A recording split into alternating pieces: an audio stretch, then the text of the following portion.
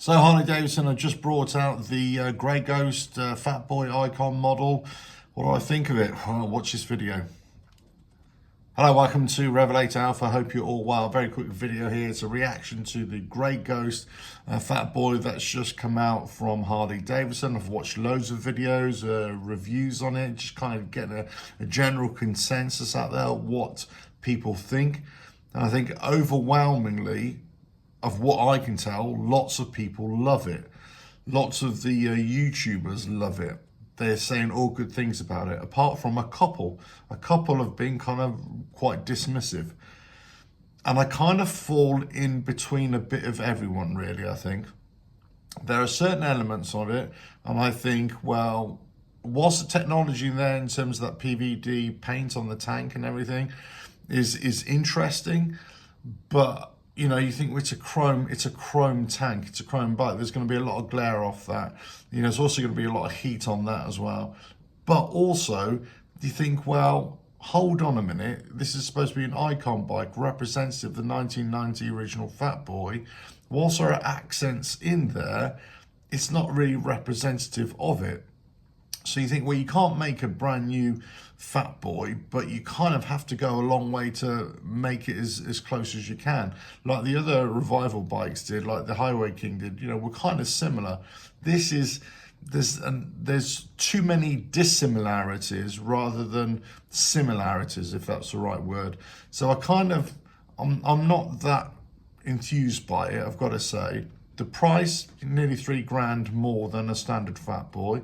I think, yeah, my take on this is it's not an icon bike. This is a special edition. This is a special edition Fat Boy that's kind of got similarities to the original. But I just don't call it an icon bike for me. It's a special edition. You're paying 2,800, 3,000 pounds, dollars, shekels, whatever. It's more over a standard Fat Boy. Yeah, a little bit less power. I'm not sure why they did that. I would have thought that you make this a signature bike, really, with the top end power for it as well. I like that they've kind of gone to town on the paint and the details. But, you know, a few, you know, reviewers are saying, well, I changed change this for chrome, change that for chrome. So you're basically making a complete chrome bike. You think, well, okay, if that's the case, if that's what people were really wanting, then maybe they should have done that as well. But I'm not so sure about the color. I think it should have been a silver or a gray bike. It shouldn't have been a chrome bike. And I kind of think about the power, that should have been maximum power, not this kind of muted power. Whilst it's only a little bit, you know, less, it's still not the best, I think. But I think overall, it was just a bit, I think it's been overdone on this. It looks great, it's great as a special edition bike, but I just don't buy the whole icon aspect of this bike. I think they've ran with it and they've gone off on a tangent, too much of a tangent for me. And I think they should have stuck to the script a little bit more and stuck to the original kind of concept a little bit more. And the rear fender as well, I agree with Joey Palladino in terms of the rear fender. I think they should have tried more of an effort to make that more of a full rear fender as well. You know, they could have made it a lot more similar. And you think, well, actually, this is just another Fat Boy. It's just a special edition Fat Boy. That's it. Just like the 30th anniversary, the black one. That was a great looking bike as well. But it's just the same thing for me. So anyway, let us know your thoughts. Instant reaction. There's been some decent videos out there. I'm not going to slate the YouTubers out there for giving their honest thoughts.